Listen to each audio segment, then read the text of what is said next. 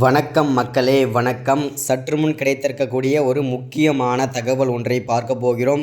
சற்று முன்பு திமுகவின் ஆலமரம் சரிந்தது. துணை முதல்வரை ஆளுநர் அவசரமாக அறிவிச்சிருக்காங்க.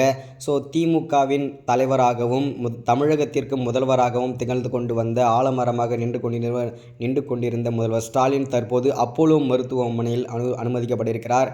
என்ன காரணம், எதற்காக, அவருக்கு என்ன ஆச்சு, ஸோ அவசரமாக துணை முதல்வரை ஆளுநர் என்ன காரணத்திற்காக அறிவிச்சிருக்காங்க, இதை பற்றின தெளிவான விளக்கமும் துல்லியமான விளக்கமும் நாம் பார்க்க போகிறோம் இந்த ஒரு வீடியோவில். அதற்கு முன்பு நமது சேனலுக்கு நீங்கள் புதிய பார்வையாளராக இருப்பதற்கு வாய்ப்புகள் நிறையவே இருக்கிறது. முடிஞ்ச அளவுக்கு எல்லாரும் மறக்காமல் நமது அரசியல் நியூஸ் சேனலை சப்ஸ்கிரைப் பண்ணிக்கொள்ளுங்க.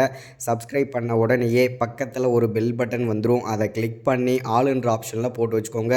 தொடர்ந்து நம்ம வீடியோ போட்டோம்னா உங்களுக்கு நோட்டிஃபிகேஷன் வந்துடும். அதை பார்த்து நீங்கள் தெரிஞ்சுக்கலாம் இன்றைக்கி என்ன அரசியல் நியூஸ், இன்றைக்கி என்ன அரசியல் அப்டேட்ன்றதை தெளிவாகவும் துல்லியமாகவும் தெரிஞ்சுக்கலாம். மறக்காமல் நமது சேனலுக்கு லைக் கொடுங்க, வீடியோக்கு லைக் கொடுங்க, மறக்காமல் ஷேர் பண்ணுங்கள். ஓகே, வாங்க வீடியோக்குள்ளே போகலாம்.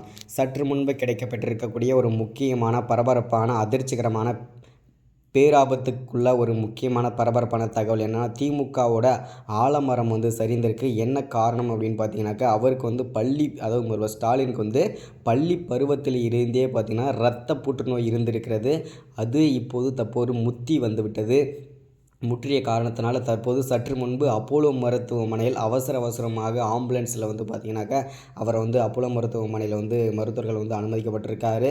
ஸோ இதனால் பார்த்திங்கனாக்கா திமுக பேரதிர்ச்சியில் இருக்கிறது. ஸோ இந்த தகவல் கேட்ட ஆளுநர் அவரை அவசரமாக உதயநிதி, அதாவது விளையாட்டுத்துறை அமைச்சராக இருக்கும் உதயநிதியை பார்த்திங்கனாக்கா துணை முதல்வராக அவசரமாக நியமிச்சிருக்காரு ஆளுநர் அவர்கள். இதனால் பேரதிர்ச்சியில் முதல்வர் ஸ்டாலினும் இருக்கிறார், கோவத்திலும் இருக்கிறார். ஸோ நான் ஒன்றும் சாகலையே, நான் உயிரோடு தான் இருக்கேன், அதுக்குள்ளே எதற்கு அப்படின்ற மாதிரியும் கேட்டுட்ருக்காரு, கோவத்திலையும் இருக்கார். அது மட்டும் இல்லாமல் இன்னும் பூகம்பம் வெடிச்சிருக்கு திமுகவில். ஏன்னா உதயநிதியை விட மூத்த அமைச்சர்கள் இருக்கும்போது இவருக்கு எதற்காக கொடுத்தீர்கள் அப்படின்றதுக்காகவும் ஒவ்வொரு அமைச்சர்களுக்குள்ளேயே, அது திமுகவோட அமைச்சர்களுக்குள்ளேயே சண்டை போட்டுட்ருக்காங்க. பெரும் குமரல் ஏற்பட்டுருக்கு. ஸோ இதனால் பார்த்திங்கனாக்க பெரும் பரபரப்பு ஏற்பட்டு வந்துட்டுருக்கு. என்ன ஆகுமோ ஏதுன்றதை தெரியல திமுக ஆட்சியே.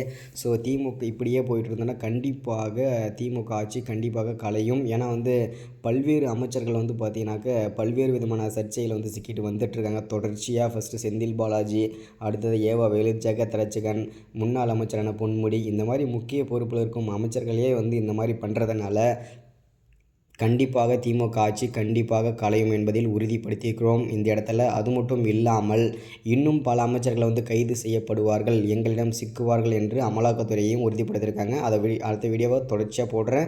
மறக்காமல் சப்ஸ்கிரைப் பண்ணுங்கள், லைக் பண்ணுங்கள், ஷேர் பண்ணுங்கள்.